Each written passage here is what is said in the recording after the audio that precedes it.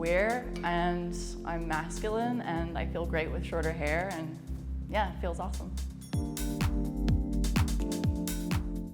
Any hairstyle can be a gender-affirming hairstyle, especially if the person in the chair feels good about themselves. Also, a gender-affirming haircut is when somebody gets a haircut that then they go out into their community and they see themselves reflected back.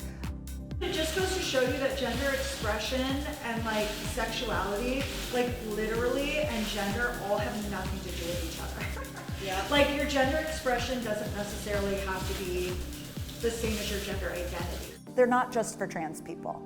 Like, it's for everybody. I can't tell you how many cis women who have sat in my chair and have said, I just want long layers, I feel more feminine that way, you know? Or how many cis men have said, I'm losing hair, I'm gonna get a hair transplant so that I feel more myself. Like, that's all gender-affirming care. Hair is one of the first things that we see when we experience somebody, you know? So I think it all ties in to gender-affirming care. It's all a part of gender-affirming care.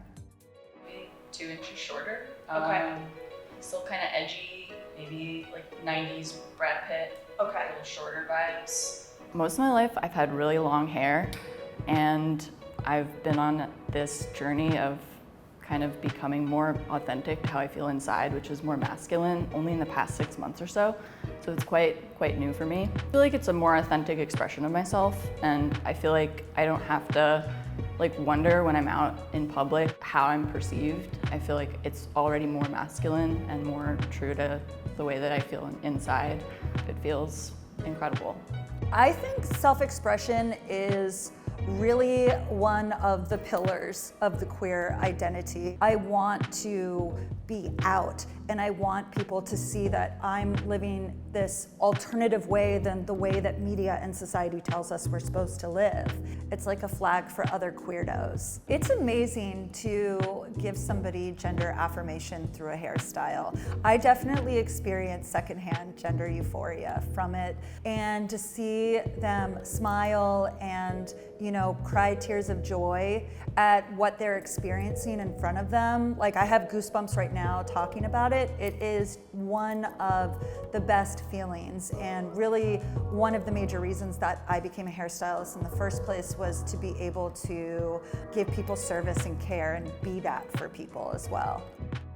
With the amount of legislation that is happening in the United States right now that is so anti-trans and so anti-LGBTQ, I think it's more important than ever that we really lean into self-expression. I think it can be a matter of life and death for a lot of people. I know a lot of people go through deep depression when they aren't allowed access to gender-affirming care.